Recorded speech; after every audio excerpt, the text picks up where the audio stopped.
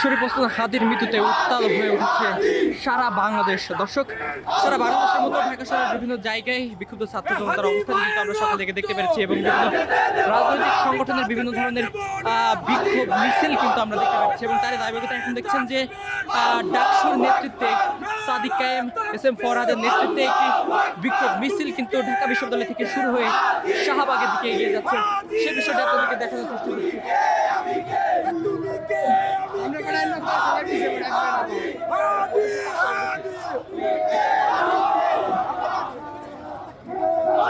দর্শক দেখছেন যে তুমি কে আমি কে হাদি হাদি স্লোগানে উত্তাল হয়ে রয়েছে রাজপথ।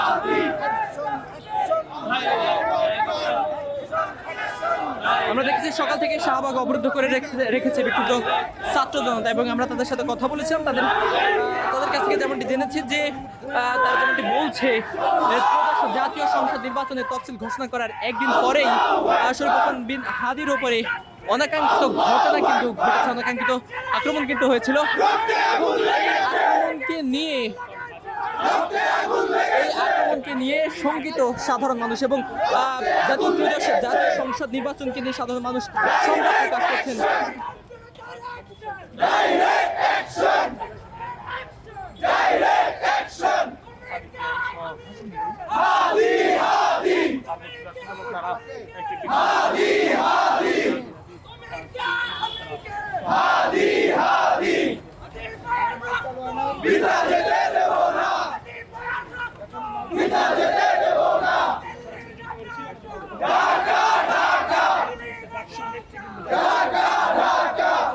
ইনকলাব মঞ্চের ওসমান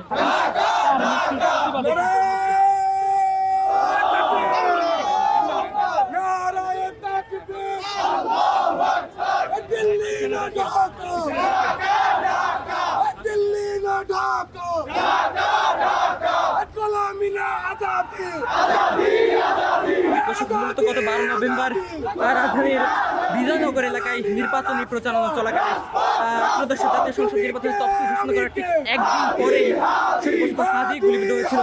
পরবর্তীতে চিকিৎসার জন্য রাজধানীর এভারকেয়ার হাসপাতাল থেকে গত 15 ডিসেম্বর তাকে সিঙ্গাপুরের একটি হাসপাতালে নিয়ে যাওয়া হয় এবং সেখানে গতকাল রাতে কিন্তু তিনি শেষ নিঃশ্বাস ত্যাগ করেছেন এবং তারই ধারাবাহিকতায় সারা দেশ কিন্তু উত্তাল হয়ে উঠেছে। দেখছেন যে ছাত্র জনতারা বিভিন্ন ধরনের স্লোগান দিয়ে রাজপথ কিন্তু মুখরিত করে রেখেছেন।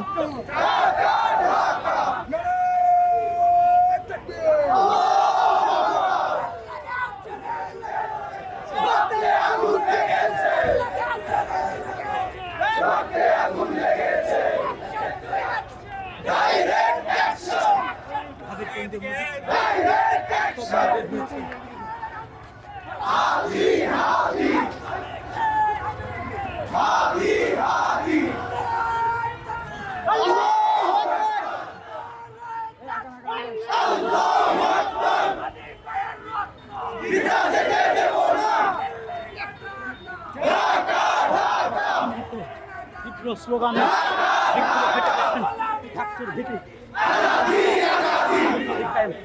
আদি হত্যার রাজপথে নেমে এসেছে।